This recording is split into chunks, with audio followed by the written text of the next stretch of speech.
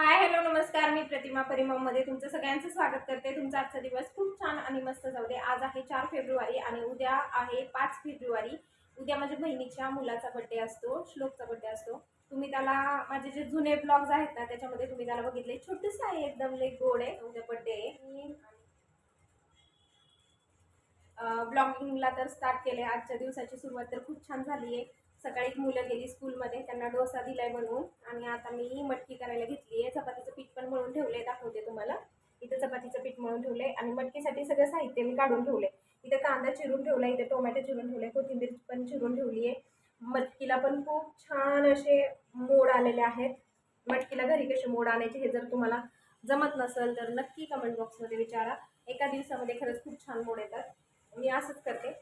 आणि कढई आता तापायला ठेवली आहे. आता मटकीची भाजी मी कशी, सुक्की मटकी मी कशी बनवते ना हे दाखवणार आहे. म्हणजे ना आमच्या आई आम्हाला डब्याला द्यायची ना, पहिले मी शाळेत जायचे त्यावेळेस. तर तशी मटकी आज बनवणार आहे. खूप दिवस झाले तशी बनवली नाही. प्रत्येक वेळी मी काय करते, कडक मटकी बनवते. परीला ना कडक मटकी आवडते म्हणून मग मी तशीच बनवते. आणि ज्या मुलांच्या आवडीनिवडी असतात ना, आपण त्यांच्याच आवडीनिवडीनुसार आपण भाज्या किंवा बाकीच्या कोणत्याही गोष्टी झाल्या की त्यांच्याच आवडीनिवडीनुसार करत असतो. आपल्या आवडीनिवडी सगळ्या संपून जातात.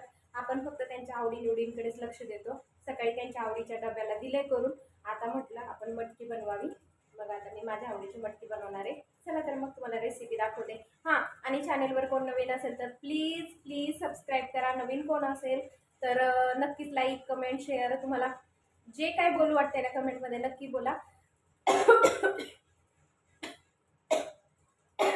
मी ना मटकी खाल्ली होती, मला कच्ची मटकी खायला लई आवडते. म्हणजे जी मोड आलेली मटकी असते ना ती वेट लॉससाठी छान असते. मग मी आता थोडीशी खाल्ली प्लेटमध्ये, त्यामुळे मला ठसका आला. तर आता मला काय बोलायचं होतं, आता विसरून गेले मी. हां, आणि संध्याकाळी मला बेसन पीठ दळायला जायचं. सासूबाईंनी जी डाळ दिली होती ना ती अजून दळली नव्हती मी, कारण पहिलं बेसन शिल्लक होतं आणि डीमार्टमधून काल बेसन पीठ आणलंच नाही आणि साखर पण आणायची विसरले. तर ह्या 2 गोष्टी मला घेऊन यायच्यात. संध्याकाळी बेसन दळायला जाईल त्यावेळेस ज्या काही छोट्या मोठ्या गोष्टी त्या घेऊन येईल. आणि आता चला छानपैकी असं आता स्वयंपाक बनवते. मुलं पण येतात दुपारी, त्यांना पण भूक लागते. आणि ना इतका वैताग आला त्या बाहेरचं, ते स्लॅब चाललाय पलीकडं. म्हणजे समोर एक मोठी बिल्डिंग तयार होतीये, तर तिथं स्लॅब चाललाय. त्यामुळे त्या मशीनचा इतका आवाज येतोय ना. काल पण दिवसभर आवाज, परवा दिवशी पण आवाज आणि आज तर सकाळपासूनच स्टार्ट झाले. इतका वैताग येतो ना असा आवाज आला की.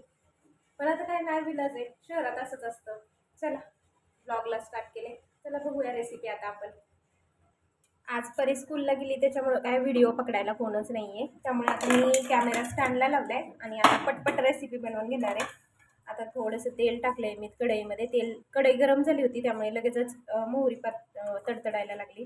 त्यामध्ये लगेच थोडंसं जिरं टाकणार आहे आणि हा जो बारीक चॉप केलेला कांदा आहे ना तो सुद्धा ह्याच्यामध्ये टाकून घेणार आहे. आता हे चांगलं आपल्याला परतून घ्यायचं आहे. आता मी ना लगेच व्हॉइस ओव्हर करते तुम्हाला ह्याच्याबरोबरच, रेसिपी बरोबरच. कारण काय आहे ना, नंतर करायचं म्हटलं ना मग ते राहून जातं. मग कधी रेसिपी केली या ते लक्षात पण राहत नाही, म्हणून म्हटलं आत्ताच व्हॉइस ओव्हर करून टाकावं. तर आता कांदा चांगला ना आता गुलाबी गुलाबी होऊन देते. तर आता कांदा थोडा गुलाबी झाला आहे, त्यानंतर त्यामध्ये टाकते टोमॅटो. टोमॅटोसुद्धा आपल्याला चांगलं गाळ होईपर्यंत परतून घ्यायचं आहे. टोमॅटो छान परतून झाले, त्यामध्ये आता 1 चमचा हळद टाकते आणि हे चांगलं आता परत परतून घ्यायचं. लगेच ह्याच्यामध्ये मी टाकणार आहे मोड आलेली मटकी. मटकी टाकून छान हळदीमध्ये कांदा टोमॅटोमध्ये आपल्याला परतून घ्यायची आहे. ही परतून झाली की लगेच ह्याच्यामध्ये मी टाकणार आहे घरी बनवलेला मसाला.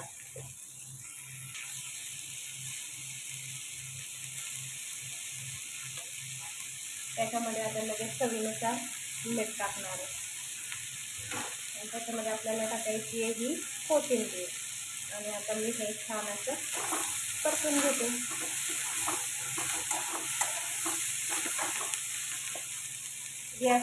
गॅसची फ्लेम करते बारीक आणि हे बारीक गॅसवरती थोडा पाण्याचा शितोडा देऊन आहे ना मटकी शिजवून घेणार आहे.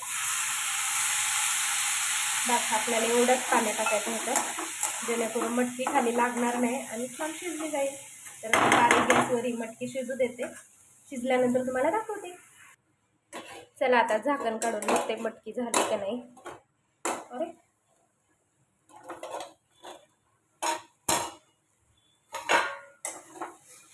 तर आपली मटकी तयार आहे. कशी दिसते मला कमेंट बॉक्समध्ये सांगा. आता चपाती लाटून घेते आणि त्यानंतर मग थोडा नाश्ता करून घेते.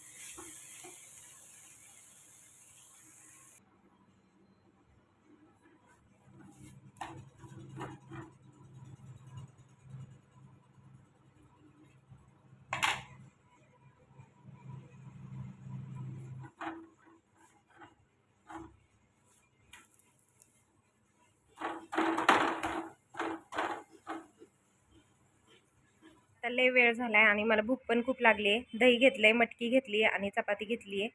तर आता मी नाश्ता करून घेते. चला, आता बराच वेळ झालाय आणि आता नाश्ता करून घेते. मी दाखवलंच तुम्हाला मी काय काय घेतलंय.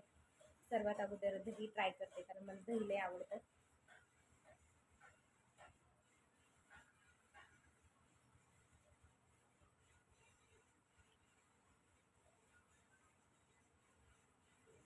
आता मटकी बघूया कशी झाली.